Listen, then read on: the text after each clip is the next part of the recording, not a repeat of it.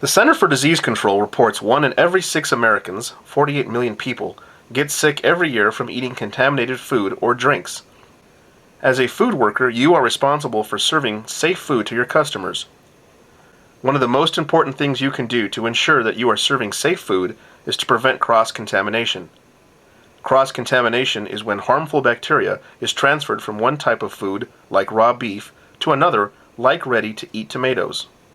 Cross-contamination can be caused by contaminated hands, contaminated equipment, and improper thawing and storage of food. This training video will show you the best practices of how to prevent cross-contamination and, ultimately, how to keep your customers safe. Properly cleaning and sanitizing food contact surfaces is very important to preventing cross-contamination. You should have all necessary equipment set up and working properly before engaging in food handling activities. A proper setup includes the following: 3-compartment sink or dish machine, in-place chemical sanitizer solutions, and hand sink equipment with soap and paper towels. While having all the necessary equipment set up ahead of time, you will be able to move seamlessly throughout your food preparation period while reducing the risk of cross-contamination on food contact surfaces. When equipment is larger than the basins of the 3-compartment sink, in-place cleaning and sanitizing is required. If a 3-compartment sink is used in your facility, set up and use the sink in the following manner.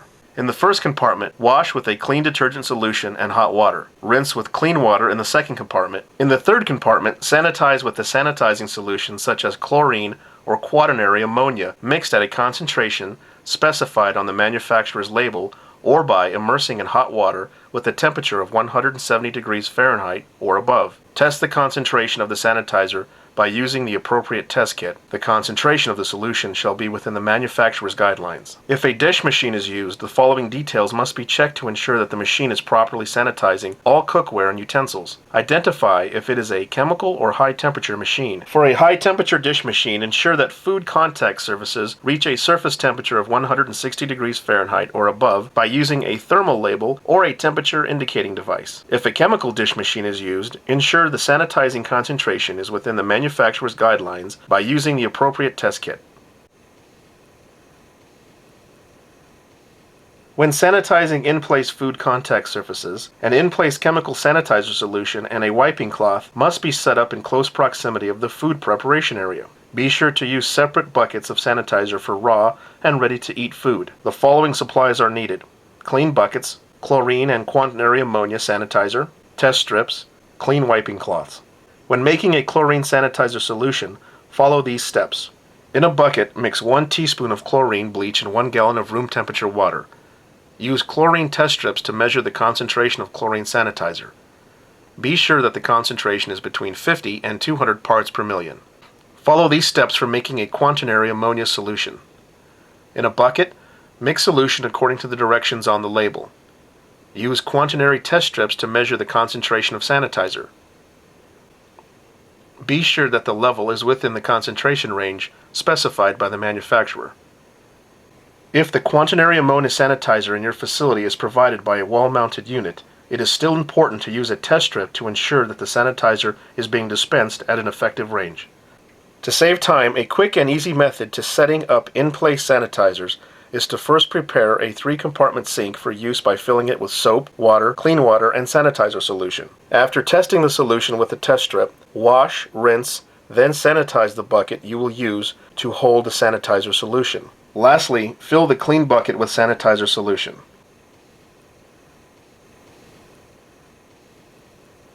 All sinks designated for hand washing should be clear, clean, and easily accessible. The hand sink should provide hot at a minimum of 100 degrees Fahrenheit and cold running water. Also, the hand sink should always be stocked with soap and paper towels. Lastly, make sure all preparation utensils such as tongs, gloves, and spatulas that are needed for food preparation are cleaned and easily accessible. Make sure that separate utensils are used for raw and ready-to-eat foods. Proper food storage is one of the key ingredients to prevent cross-contamination. If packages of raw meat were to drip into ready-to-eat fruit, then your customers would get a dose of harmful bacteria and will be suffering from food poisoning for several days. Therefore, you always want the items with the highest required cook temperature on the bottom and the ready-to-eat foods on the top. Poultry such as chicken and turkey have to be cooked at 165 degrees Fahrenheit, so it must always be stored on the very bottom. Ground beef is cooked at 155 degrees Fahrenheit, so it has to be above chicken. Lamb, fish, eggs, and pork are cooked at 145 degrees Fahrenheit, so they must be above beef. Ready-to-eat food such as tortillas, fruit, raw vegetables, and other foods that are not going to be cooked should be stored on the top shelf. If your storage space is limited, then be sure all raw animal products are stored in separate covered containers on the bottom shelf. Ensure there is enough space between the items so that one cannot fall onto another. If your raw meats are stored in the cold top unit or cold drawer, be sure to store the items with the highest cook temperature at the front of the unit or drawer.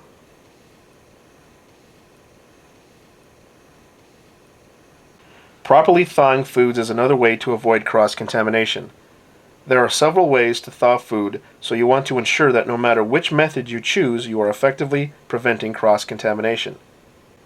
If you are thawing under refrigeration, use the storage methods we just discussed. Be sure to keep raw animal products of different species separate. For example, do not place raw beef and raw fish together in a bowl to thaw. Keep these two items in separate containers and stored at the appropriate level. If you are thawing under running water in a food prep sink, do not place two different types of raw meat in the sink at the same time. Also, you must clean and sanitize the sink after each type of meat and before ready-to-eat foods such as fruits and vegetables.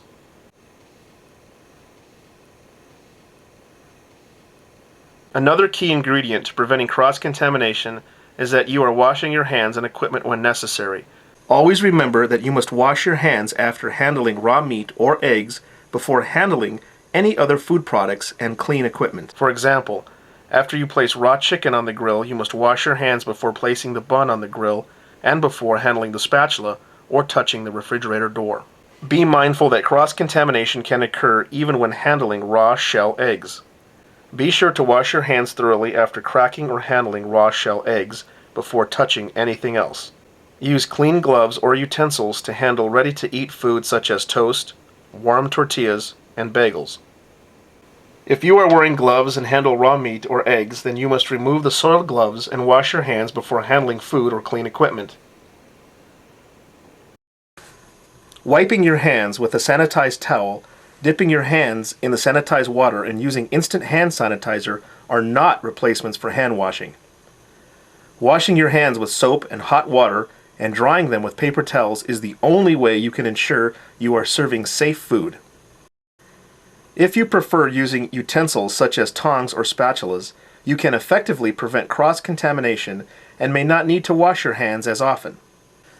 For example, if you use clean tongs to pick up raw chicken and place it on the grill, your hands have not been contaminated with raw chicken and do not need to be washed. Remember to store utensils in a manner that the clean handle does not become contaminated with raw meat.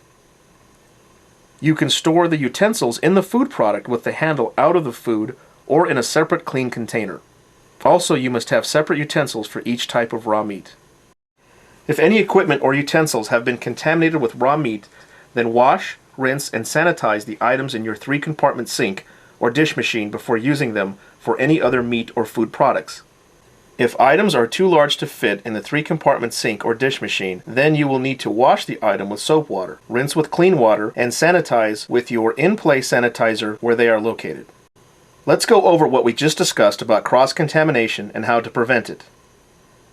Cross-contamination can be caused by contaminated hands, contaminated equipment, and improper thawing and storage. Proper setup of the in-place sanitizer and your 3-compartment sink and or dish machine is the first step to minimizing the risk of cross-contamination. Use test strips to ensure sanitizer is maintained at the effective concentration. Remember to store raw animal products below and away from ready-to-eat food and in order of cook temperature, with chicken on the bottom shelf or the front of the cold top or cold drawer. When thawing, keep raw animal products separate and stored in order of cook temperature. Wash, rinse, and sanitize the food preparation sink after each type of raw animal product. Wash your hands after touching raw meat before touching anything else, including other food products, refrigerator doors, and clean utensils. Remember that dipping your hands in sanitizer water, wiping your hands with sanitized wiping cloth, and using instant hand sanitizer are not replacements for hand washing. If gloves are worn while handling raw meat or eggs, then soiled gloves should be removed, hands should be washed, and new gloves shall be placed on hands before continuing the next task. Clean and sanitize all cutting boards, utensils, and working surfaces after they have come in contact with raw animal products. By following the steps and recommendations we discussed in this training video, you will be reducing the risk of cross-contamination and minimizing the risk of foodborne illnesses. Please contact your local health department for additional information and training.